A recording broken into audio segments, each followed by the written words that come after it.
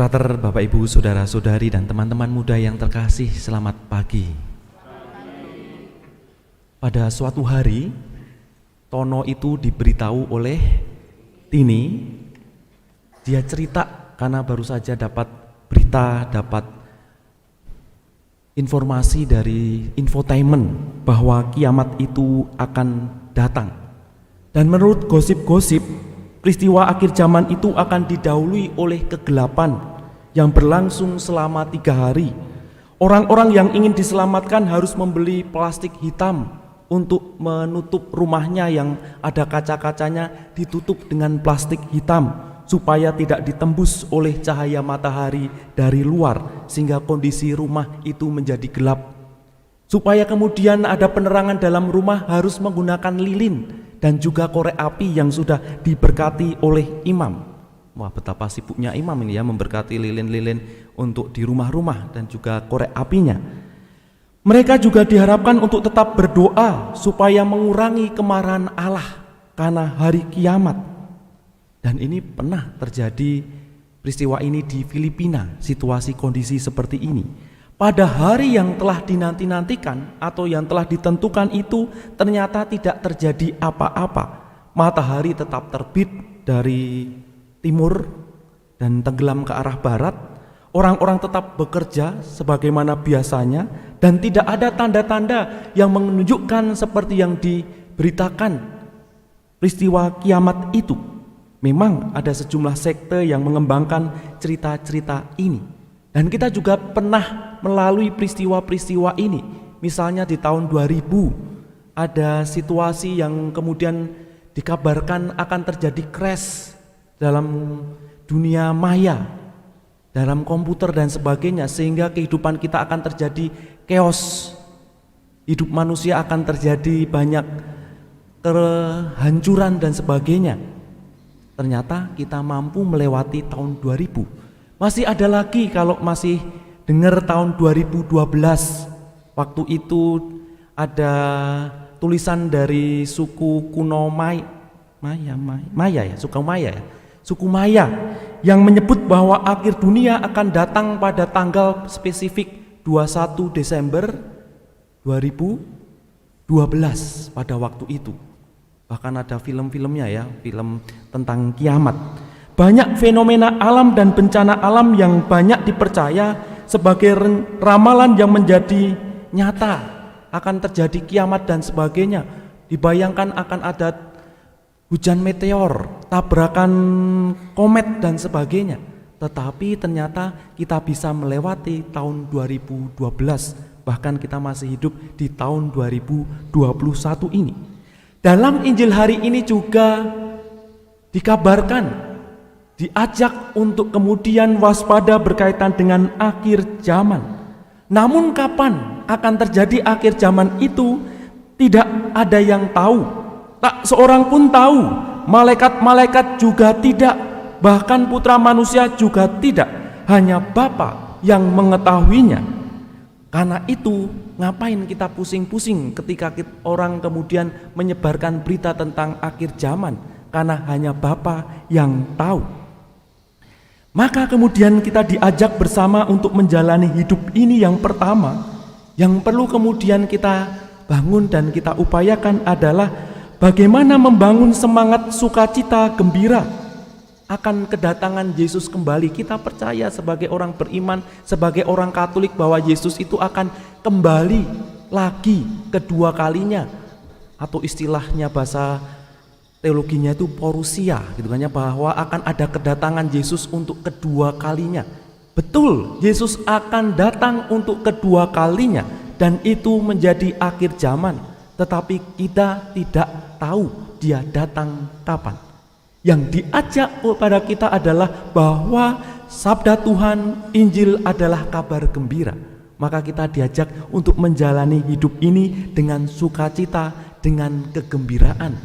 Jalani hari-hari ini dengan sukacita dan menjalani hidup dengan sebaik-baiknya. Hari ini,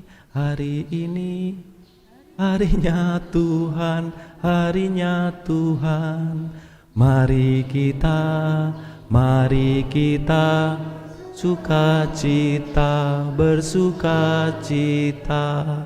Hari ini harinya Tuhan, mari kita bersukacita.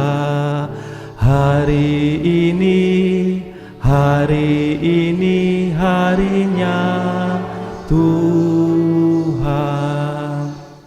Kita diajak untuk menjadi orang yang bersukacita, menikmati hari ini sepenuh hati, seperti yang dikabarkan dalam bacaan kedua surat Rasul Paulus kepada jemaat Ibrani.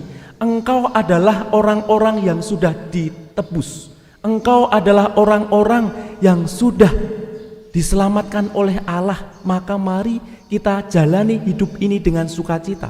Menjadi orang yang bersukacita berarti mewartakan kabar gembira, mewartakan kegembiraan. Kalau sudah kebiasaan menjatuhkan orang lain, kebiasaan kemudian gosip, itu rasanya atau menakuti orang lain dengan berita-berita kiamat gitu kan ya. Itu kan rasanya menjadi orang-orang yang kemudian tidak mewartakan sukacita, tetapi mewartakan kedukaan, mewartakan kepedihan, mewartakan ketakutan. Kita diajak mewartakan sukacita supaya hidup kita menjadi baik. Mewartakan sukacita supaya kita tahu apa yang diarahkan Allah atas hidup kita. Itu yang pertama, menjadi kabar gembira, kabar sukacita. Yang kedua, kita diajak untuk melihat bahwa perjalanan kehidupan peziaran kita di dunia ini adalah perjalanan berarak untuk menuju ke rumah Bapa. Kita itu bersama-sama saat ini sedang mengadakan perjalanan untuk menuju ke rumah Bapa. Dalam perjalanan menuju ke rumah Bapa itulah kita diajak untuk menjalani hidup yang berziarah. Hidup yang berziarah itu ada situasi yang kadangkala ada yang tidak enak, ada kadang enak. Seperti kalau kita makan itu kan kadang enak rasanya, kadang juga hambar, kadang juga nyaman, kadang tidak nyaman dan sebagainya. Tetapi bagaimana menempatkan situasi yang tidak nyaman itu sebagai bentuk hidup kita itu sedang dibentuk, sedang didewasakan. Dalam bacaan pertama kita diingatkan dalam nubuat Daniel bahwa hidup kita itu kadangkala memang ada situasi yang menyesakkan, ada situasi penderitaan. Karena itulah menjadi sarana kita untuk semakin dewasa, semakin beriman dan semakin matang. Kalau Kristus itu mengatakan demikian. Gimana lagunya? Kok jadi lupa ya? Jos, gimana lagunya Jos? Tak selamanya mendung itu kelabu, nyatanya hari ini kulihat begitu ceria.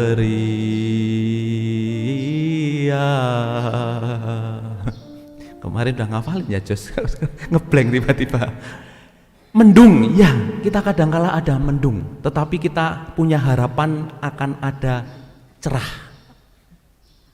Hutan dan rimba turut bernyanyi juga, membuat hari ini berseri, dunia penuh damai. Terus selanjutnya tahu ya? Ini Jos, kamu suka Kristus kayaknya ya. Langsung bisa nyanyi. Bintang berkelip dengan jenaka, seakan tahu arti dan rasa. Oh kidung yang indah, kau luputkan aku dari sebuah dosa ku, gitu ya. Nggak tahu ini angkatan berapa ya. Kayaknya banyak yang tahun 70-80 tahu lagu ini ya. Kita diajak untuk menjadi pribadi yang optimis. Ya, sekarang mungkin mendung, tetapi ada harapan akan cerah.